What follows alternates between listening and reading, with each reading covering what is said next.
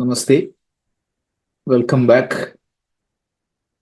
Let's continue our discussion of chapter 10 of the Bhagavad Gita, Vibhuti Yoga. So, as of last week, we covered up to Shloka 6. So, this chapter, known as Vibhuti Yoga, Vibhuti means glories of Ishvara. That is essentially the subject matter of this chapter. And the first three shlokas, it's the introduction and the glory of this knowledge, meaning the Vibhuti, the glories of this knowledge itself is highlighted. And then from shloka 6, this glories of the Ishvara is highlighted in a very brief manner and also highlighted some of the benefits of this knowledge. And then from 8 to 11, what is Virat devotion? Virat devotion means the devotees who worship Ishvara not as in a particular form, but as the Vishwarupa. Vishwarupa means everything you see in the nature is a manifestation of Ishvara. That is the vision. So there are devotees who worship Ishvara in that form, not just limited to Vishnu or Shiva or a particular form confined to a particular place. No, that Virat Roop devotees. What is that Virat devotion, and what are the benefits of that type of Virat devotion? Seeing Ishvara everywhere. And after that, there is a question from Arjuna to do a little bit more elaboration of these glories. And then from shloka 19 to 42, Krishna does like a detailed analysis. So please keep this structure in the mind. This is how the chapter is organized. Let's quickly scan through what we covered so far, and then we can get into the other shlokas. So we completely covered the topic 1, which is introduction and the glory. First, Krishna said, without being asked, Krishna started teaching this topic. And he said, I'm going to talk to you again. It's a repetition because sometimes in the study of Vedanta, that repetition is important.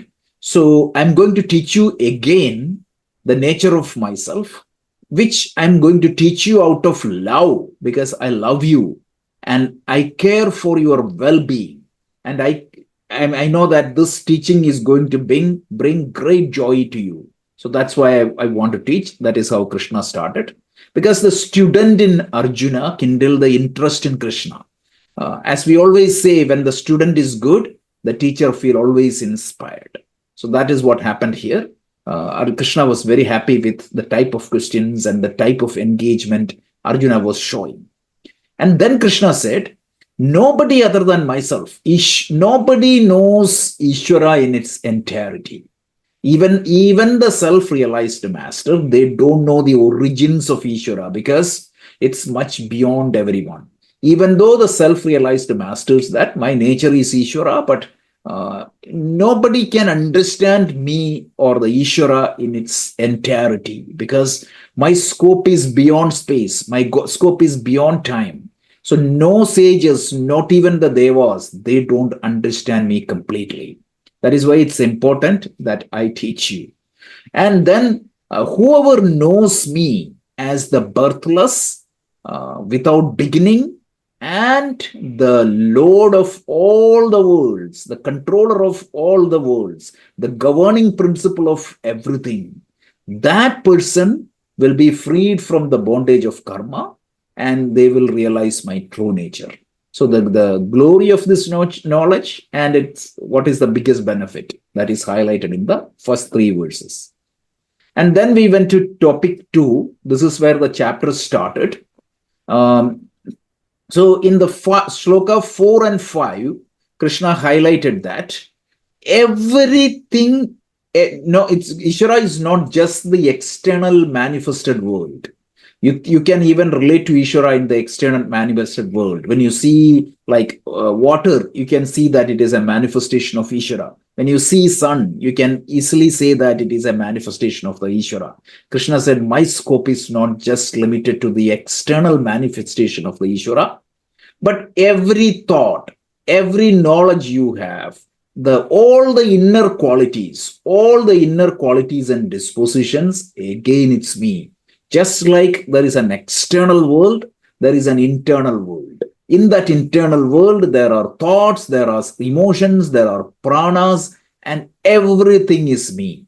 There is nothing outside of me. So whatever that is coming inside in me is also a manifestation of Ishvara.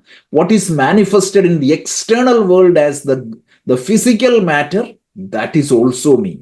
So there is nothing outside of me. So this is a very important piece of knowledge. Ishvara is in and through everything. The thoughts are generated because of Ishvara's power. The external matter is also generated or sustained by Ishvara's power. So we gave a good example, right? Everything happened on the movie screen. The mountains, the stars, the human being, and the sound, everything is a manifestation of electricity. Everything is in and through the electricity, or the especially if you look at the picture, the light is there in and through everything.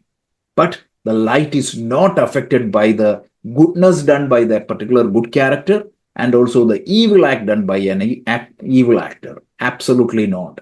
But without that light, neither the good person can do the good, nor the evil person can do the evil. So this is very important to know, because Ishvara is that sustaining factor. Ishvara is that factor which gives existence to everything. Ishvara is that factor which gives consciousness to everything. Ishvara is that factor because of which you are able to think, you are able to feel, and you are able to do creative artwork. Everything is Ishvara. And then he said, it is not just that internal universe and the external universe is me. I am the forefather of you also, like as a human being. The vision of the Veda is that the entire humanity originated originally from the first human being. In our tradition, it is Manu and Shatarupa. In the Christian tradition, it is Adam and Eve, like that. So whoever is the first human being, that first human being came out of me. Even the first living being came out of me. Like even if it is a unicellular organism, that came out of me. And then the teaching tradition given to you is also came to you because of me. The teaching tradition, as per our vision, there are two teaching traditions. We spent some time last week. One is the teaching marga of pravritti, and the other one is the teaching marga of nivritti.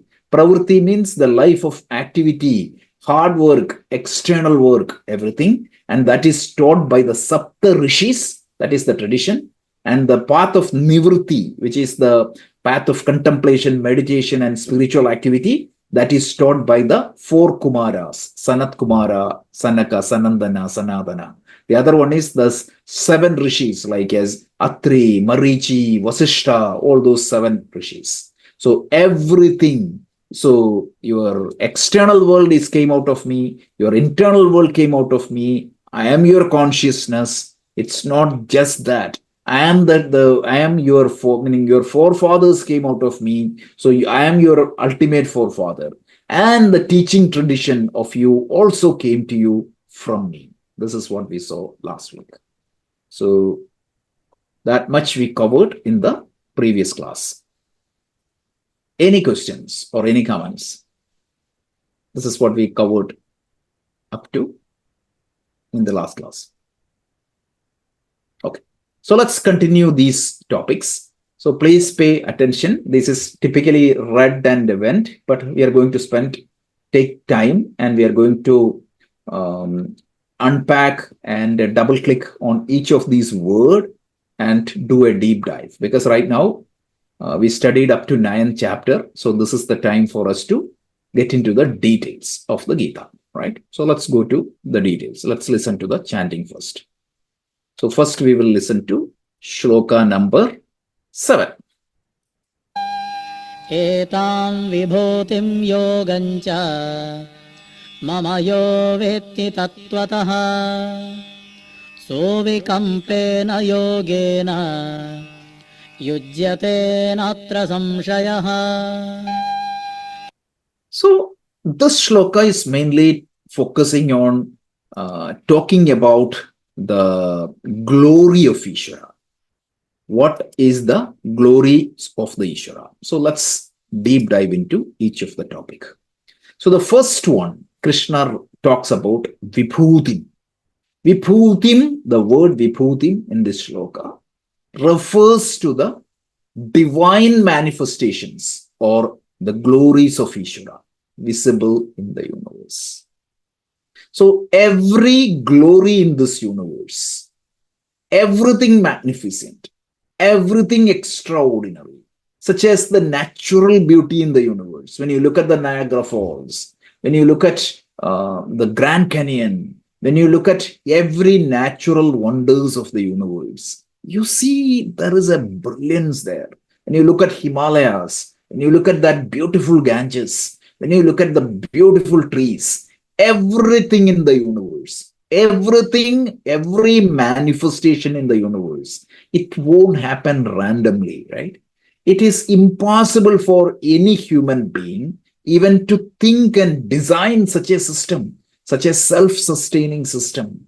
If you look at the whole universe, the way it is designed, the way it is functioning, and the way it recycles, it's amazing, right? We always talk about the atom, like how the electrons are staying in the orbit because of the angular momentum. If that angular momentum is slightly high, it just goes out of the orbit. If it is slightly low, it will be collapsing into the nucleus. So who designed it? It's a grand design, grand design. And every phenomenon of the world, right? Every laws of the nature, how the carbon molecule forms itself, it's a wonderful structure. And how molecules put together to form, many atoms put together to form molecules, how the water is formed, how the air is formed, how you look at your own body, it's everything is miracle. And when you see that wonder, because it so happened that we are so used to these given things to you, because if you take one universal phenomenon, everything is a miracle. If you take your body itself, take one system, it's a miracle how the whole thing happens. The only thing we can do is try and understand that and try to manage it. Imagine how these things got designed. You see a glory in the nature. So that is everything externally. The creative work that happened, meaning I'm not talking just about the anatomy or the physiology alone. Look at the creativity that happens in the human mind, the art that produces out of the human mind, the beautiful paintings that are coming out of a human being, the beautiful poetry that is written by somebody, right? All these things are extraordinary. And this is the glories of Ishvara. So it's not just the physical world, all the art, all the thoughts, all that wonderful emotion. Think about all that things. It is again Ishvara's manifestation. And that is what is known as Vibhutim.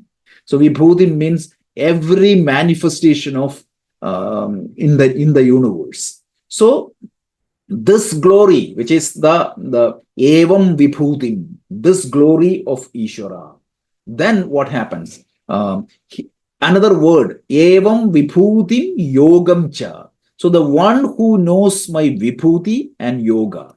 So Krishna introduces a technical term, right? So two technical terms were introduced. The first one is Vibhutim, which refers to the divine manifestations or the glories of Ishvara, manifested as the external universe, manifested as the universal principles, manifested as the natural laws, manifested as your own body, manifested as your own mind, manifested as your own skills and everybody's skill. So that's one thing.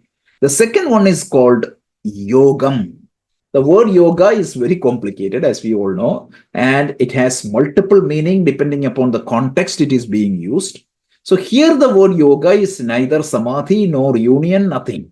Here the word yoga means it is the power of Ishvara, Maya Shakti of Ishvara in its potential form.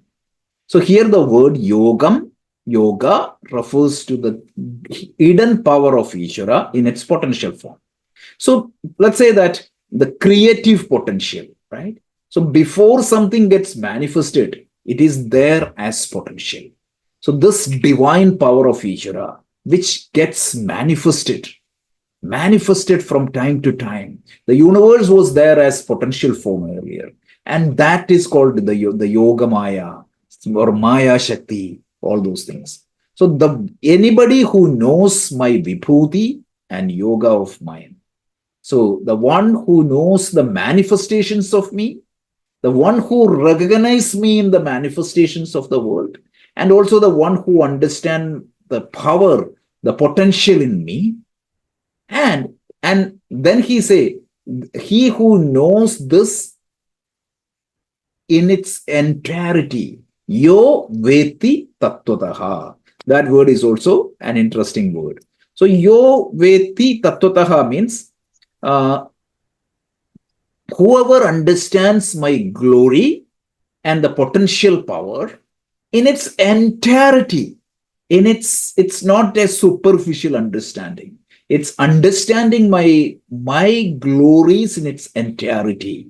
So he who understands, they will understand me completely.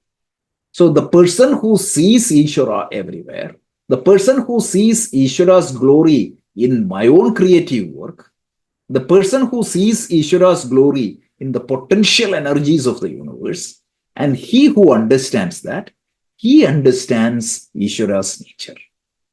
Look at that statement. It is very broad, right?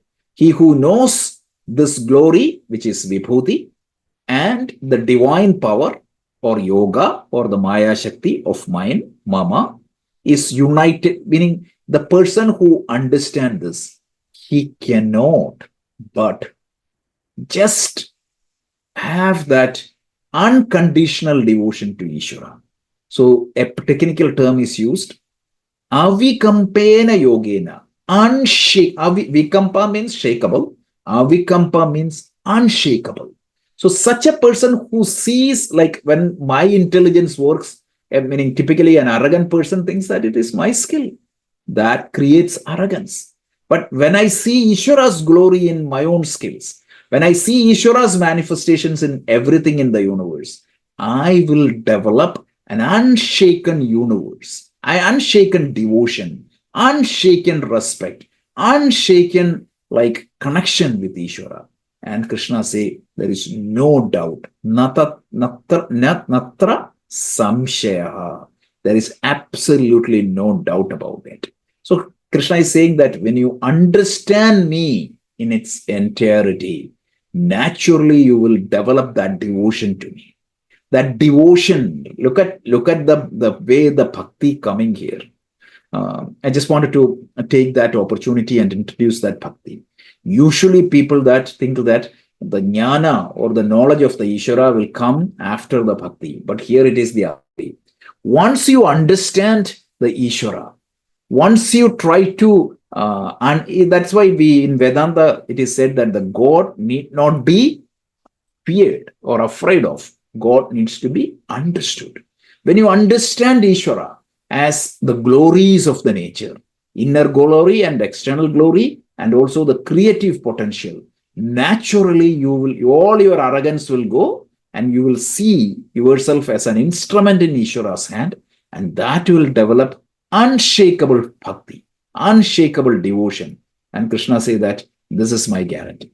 So this is the essence of this shloka. Let's talk a little bit more about a couple of more points. So we said Ishvara needs to be known, right? The tattva. So know my tattva, my essence. Veti tattvataha, that is the word. So know the essence of God or the Ishvara, not a superficial understanding. Most of the times our devotion itself is very superficial. I do pray like a simple prayer, Ekarupa Bhakti, right? Each one of us will pray to Ishvara just for my promotion or some getting rid of my disease or getting some money or the marriage for the children or whatever it is. There are hundreds of reasons. That is one way of praying to Ishvara. And this is known as Sakama Bhakti. And I'm using Ishvara only as a broker or a means. There is nothing wrong in that, but that is at the beginning state. Such people do not understand Ishvara, and their Swami Dayananda used to say that this is spiritual materialism. That's it. So your goal is the materialistic world and you use Ishvara for that. But if you go beyond that, and if you go from Ekarupa Bhakti to Vishwarupa Bhakti and try to understand Ishvara, if you grasp the deeper understanding of Ishvara's visible manifestation, which is known as Vibhuti, and invisible power yoga. And this is not just a mere intellectual understanding, but requires a deep understanding and internalization of the nature of Ishvara. So if you understand Ishvara as both cause is known as yoga here, and the result, or the cause is the potential form, and the result is the manifested form. So two words was introduced, one is yoga and Vibhuti. So those people who understand Ishvara in and out, he say, they develop avikampena yogena. So they will understand and they will develop an unshakable devotion. So it avikampena yoga. Yoga here means, right? You look at that. The word yoga came twice in this shloka. The first meaning of the word yoga is the potential Maya Shakti of Ishvara. And here the word yoga refers to the union. So avikampena yogena refers to the stable, unwavering, unshakable connection with Ishvara. And that came through that knowledge. And that devotion is formed and devotion is developed through knowledge. So again, we talked about this in the 9th chapter. Bhakti, initially, it is just for the Sakama Bhakti. But that Sakama Bhakti will turn into Nishkama Bhakti, and Nishkama Bhakti will turn into the Jnana Bhakti. When that Bhakti is deepened and the Bhakti is cemented, and when that Bhakti is properly developed through that knowledge, that is the highest form of Bhakti. It is not just simply chanting the Vishnu Sahasranama, but this avikampena yogena, meaning unshakable devotion.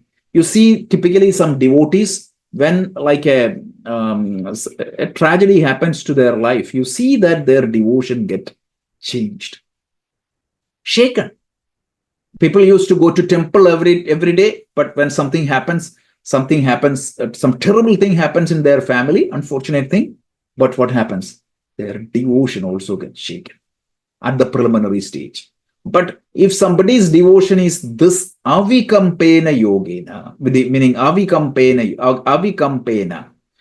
then absolutely nothing will be shaken. Swami Dayananda, again, I'm quoting him, when you say that your devotion to your God is doubtful, what does that mean? We feel that, meaning we are not sure.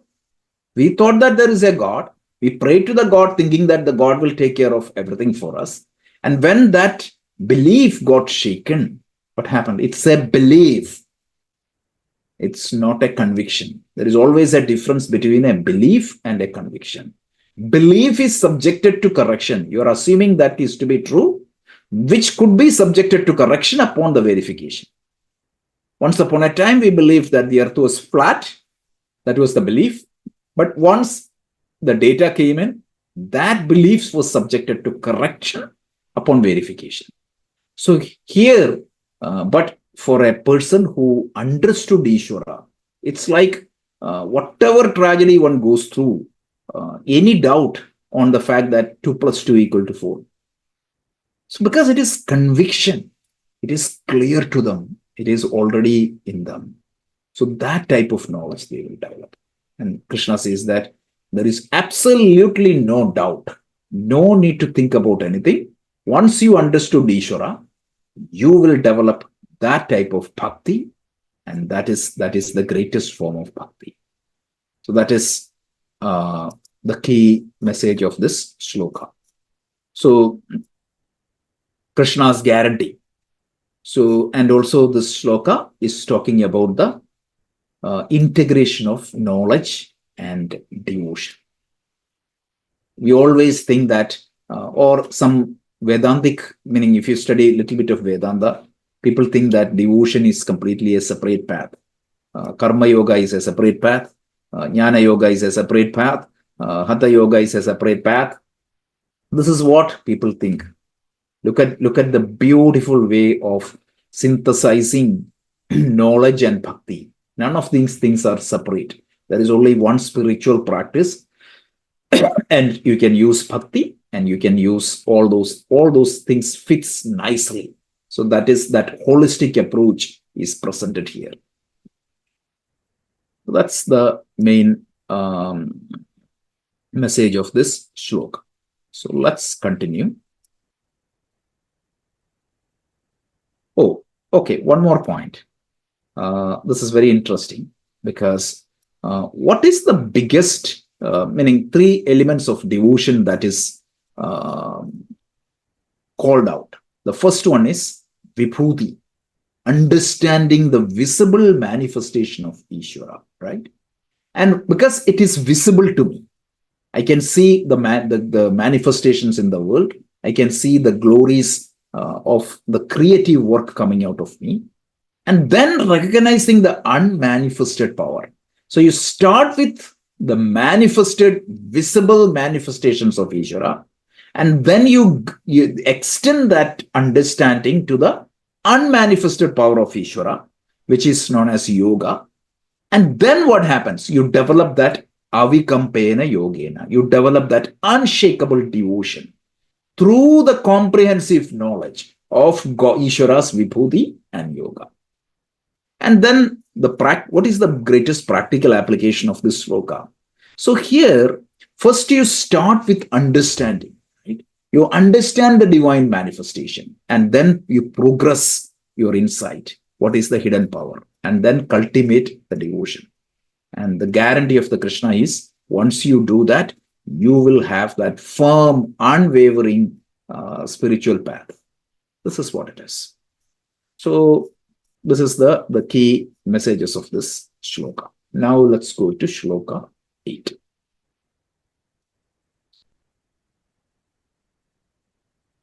So shloka 8.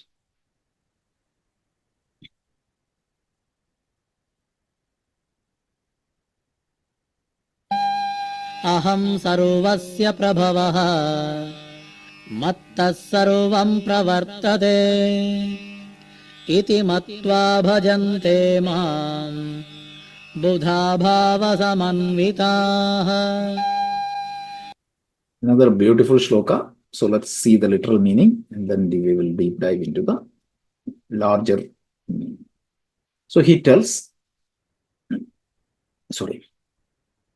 Oh, I didn't change. So let me play one more time. Aham sarvasya prabhavah mattas sarvam pravartate iti matva bhajante mam buddha bhava samanvitaah. He tells, Aham sarvasya prabhavaha. I am the source of everything. And then he say, Mattaha. Mattaha means from me. Sarva pravurtade. Everything arises, exists, and evolve in me only. And then he tells, the Buddhaha here means the wise people or the intelligent people understand this. And bhajante means worship. Worship means it's not putting flowers. They live a life with this understanding, with their hearts full of devotion, right? It's a power. The bhakti here is not just praising the God 24/7. No, I operate in the world. I live my life with this understanding. So this is a big topic. Let's try to understand each one of these points. So the literal meaning is, the whole universe manifested me, the whole universe exists in me, the whole universe evolved in me, and we can extend that and say that finally the whole universe merges back to me. And the person who understands this and who lives a life aligning with this understanding, that person is the greatest devotee. So the worship through understanding. It is not a devotion without understanding. So this devotion, what we are seeing in this chapter, it comes with the understanding properly. So let's deep dive into the shloka. So the first point is Aham Sarvasya Prabhavaha. We already talked about that. He is the source of everything. This includes not just the physical universe, but all the thoughts, all the emotions, all the qualities of your mind, even the success, failure, every form of external or internal existence comes from me. Sarvasya Prabhavaha. Everything originates from the Virat Rupa Ishvara, the universal form of Ishvara. Then the second word he highlights is Matta Sarvam Pravartade. Everything in the universe, creation to dissolution, it happens in me. Every event, every experience, every outcome arises from Ishvara's will. So this universe is an expression of Ishvara's creative and sustaining power. That is what I understand. So then we need to develop that bhakti. Bhakti means the vision of Vishwarupa Bhakta. So iti matva, iti meaning understanding the truth that everything manifested in me, everything exists in me, and everything goes back to me. Everything you see in the universe is because of me. And a person who understands that, that person is known as Vishwarupa Bhakta or the Virat Rupa Bhakta, because he sees Ishvara in everything. He sees Ishvara in his internal experiences, he sees Ishvara externally, and he sees Ishvara in every creative forms of the universe. And when somebody sees that, that perception leads to the delusion, meaning his arrogance, his ragadvesha, his pride, everything will go down. Because when I do something, I don't see this as my glory. I see it as an Ishvara's glory. It just manifested through me, right? It just manifested through me. That means Ishvara is working in you. So that reduces your arrogance. So that is what the word indicates. Bhava Samanyitva. So the devotees here are not the devotees just go and do some puja. No, puja is only a symbolism of showing our expression. But if you live a life with this understanding that everything in this universe is the manifestation of Ishvara, everything happens because of Ishvara's will, and that attitude, it automatically creates an attitude of devotion, surrender, and acceptance. And that is the biggest benefit, because that is what is highlighted by the word Bhava Samanyita. So this bhava, this particular attitude you develop. And this attitude will relax you, because you will be free from the life's ups and downs. Typically, I always show resistance to life's ups and downs. Ups, I'm happy. Down, I'm not happy. I show resistance to the downside, and I always want to pursue the up. So when I understand this principle, everything happens because of Ishvara, and my resistance will go down. And it will reduce my arrogance and pride and vanity, all those things. Because a Vishwarupa Bhakta sees all experience, good and bad, as originating from Ishvara. And since everything is perceived as a manifestation of Ishvara, you accept. Of course, you try to do and try to get the best results, but in spite of our best effort, whatever comes, you accept it with grace. And this acceptance and is known as Prasada Bhakti, Prasada Buddhi, and the attitude of your actions also, it will be like an offering to Ishvara. And when you do this, this is the natural karma yoga. If you think about this, right? Karma yoga is proper work with proper attitude. So all your actions becomes an offering to Ishvara, whether it is cooking or commuting to work or whatever it is not just the spiritual activity. Everything becomes an yajna and every results. And when you try to do something for Ishvara, you try to do the best. So when you go and do your job, professional job, you try to put your best if you live with this attitude. And if the results can come, it can be more than what you think, it can be less than what you think, and it can sometimes be opposite of what you think. But whatever you get, you take that as the prasad. And this is the ultimate form of devotion, not just the blind worship of Ishvara. So we will cover up to this, and we will take 5 or 10 minutes to answer any questions, because this is such an important topic. There is no point in rushing through it. So please try to read these 2 shlokas and try to get all the meaning. It is very important that we understand it, because remember, the devotion is through the knowledge.